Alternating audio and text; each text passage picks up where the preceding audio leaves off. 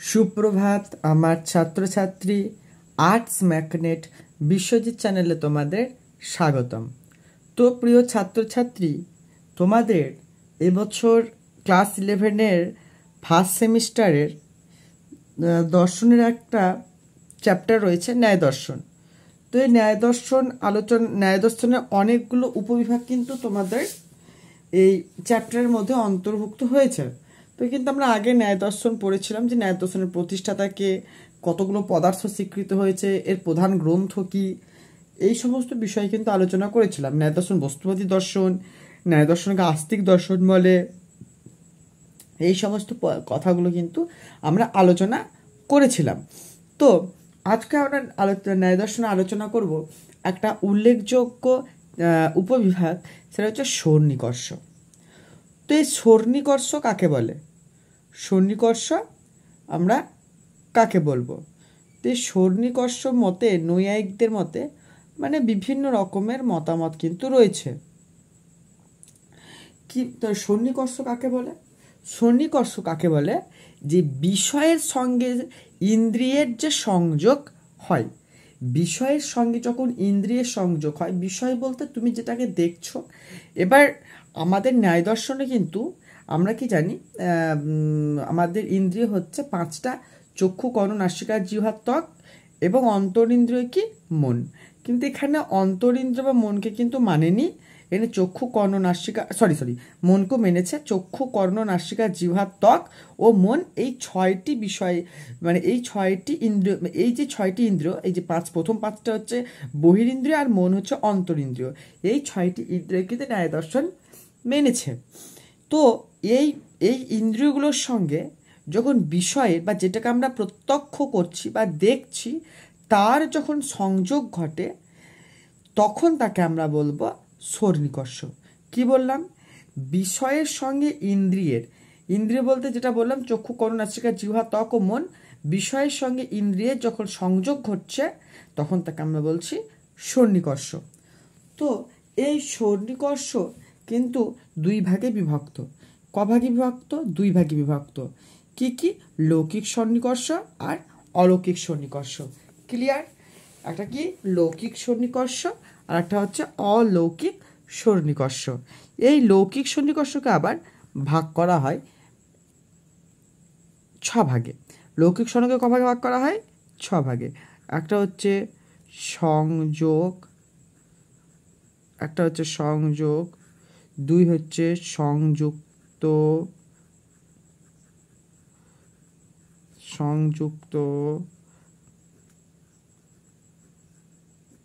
সমবায়, 3 হচ্ছে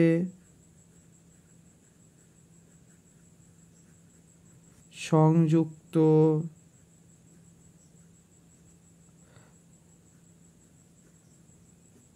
সমবায়,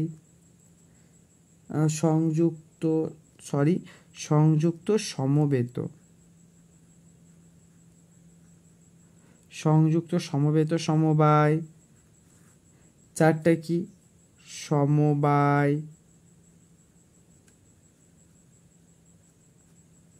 তারপরে কি? 5টা কি? সমবেত সমবায়।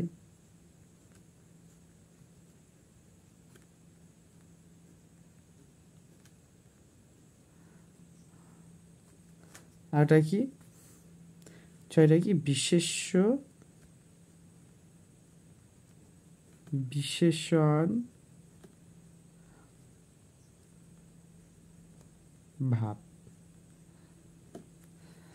ক্লিয়ার? বোঝাবো এগুলো আমি। আর অলৌকিক সন্নিকর্ষকে 3 ভাগে ভাগ করা হয়। একটা সামান্য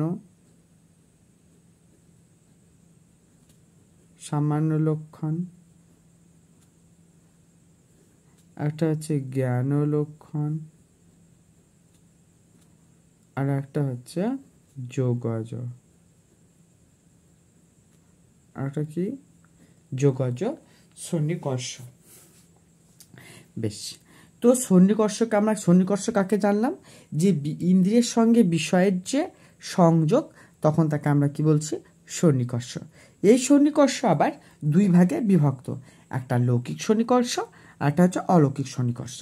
এই লৌকিক সন্নিকর্ষ কাকে বলে?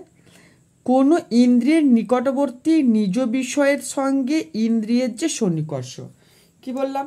কোনো ইন্দ্রিয়ের নিকটবর্তী নিজ বিষয়ের সঙ্গে সেই ইন্দ্রিয়ের যে সন্নিকর্ষ হয় তাকে বলা হয় লৌকিক সন্নিকর্ষ।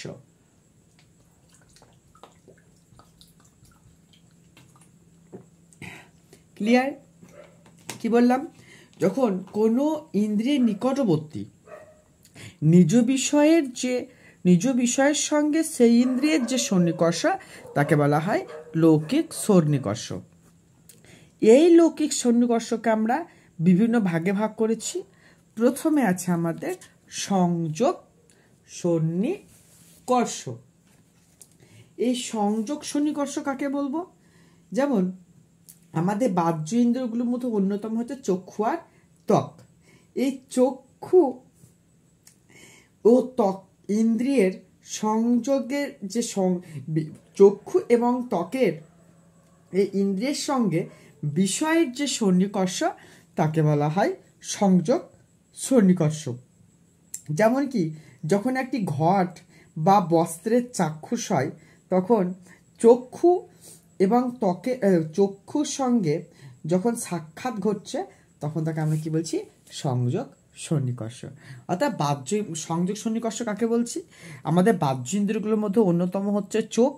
এই চোখের সঙ্গে যখন কোনো বিষয়ের অর্থাৎ বিশেষণ বিষয়ের যে সন্নিকর্ষ হচ্ছে তখন তাকে আমরা বলছি সংযোগ সন্নিকর্ষ। যেমন কি যখন একটা ঘটকে দেখছি অর্থাৎ চোখের সঙ্গে ঘটের যে সন্নিকর্ষ তখন এটা হচ্ছে সংযোগ সন্নিকর্ষ। আর কি? সংযুক্ত সমবায়। সংযুক্ত সমবায় কাকে বলছে? কি বলছে? চক্ষুর দ্বারা রূপের বা ঘটের দ্বারা স্পর্শের। অর্থাৎ আমরা কি বললাম?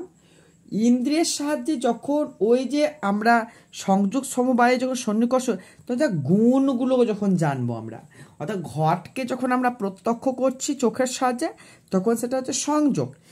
আর যখন চক্ষু বা ত্বকের দ্বারা যখন ওই ঘটটার যখন আমরা বৈশিষ্ট্যগুলো জানবো বা গুণগুলো জানবো তখন সেটা হবে কিন্তু আমরা সংযুক্ত সমবায়। ক্লিয়ার? অর্থাৎ চক্ষুর সঙ্গে যখন বিষয়ের যখন সংযোগ হচ্ছে তখন সেটা হচ্ছে সংযোগ।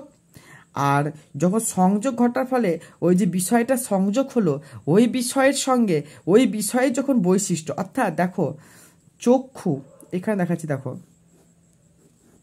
চক্ষু এখানে কোনো একটা বিষয়, এটা একটা ইট পড়ে আছে, যখন সন্নিকর্ষ হলো দেখতে পেলাম তখন সেটা হচ্ছে সংযোগ। তখন সেটা কি সন্নিকর্ষ? সংযোগ। আবার এই চক্ষুর দ্বারা যখন এই বিষয়টার যখন গুণ দেখছি, ইট এটা শক্ত, হ্যাঁ এটা লাল রঙের, এই যে গুণগুলো বা বৈশিষ্ট্যগুলো জানতে পারছি তখন সেটা হচ্ছে সংযুক্ত সমবায় সন্নিকর্ষ। সংযুক্ত সমবায় সন্নিকর্ষ। আর সংযুক্ত সমবায় কাকে বলছে? অর্থাৎ আমরা যখন একটা লাল গোলাপের লাল বর্ণকে প্রত্যক্ষ করি তখন সেটাকে কি দেখছি? এখানে লাল রঙের একটা রক্তাক্ত একটা কালার রয়েছে। অর্থাৎ এখানে কি হচ্ছে? কোনো একটা যখন আমরা কি জানতে পারছি তার যখন মানে সামান্য ধর্মটা জানতে পারছি, গোলাপের যে কালার অর্থাৎ যে রঙটা যে লাল, এই লাল বর্ণটা যখন আমরা জানতে পারছি তখন সেটা হবে কিন্তু সংযুক্ত সমবেত সমবায় সন্নিকর্ষ। এই পরের তিনটা আমরা পরের দিন আলোচনা করছি। তো তোমাদের যদি ভিডিওটা ভালো লেগে থাকে একটা লাইক, কমেন্ট, শেয়ার এবং সাবস্ক্রাইব করে দিয়ে চ্যানেলটার পাশে থাকবে। ধন্যবাদ।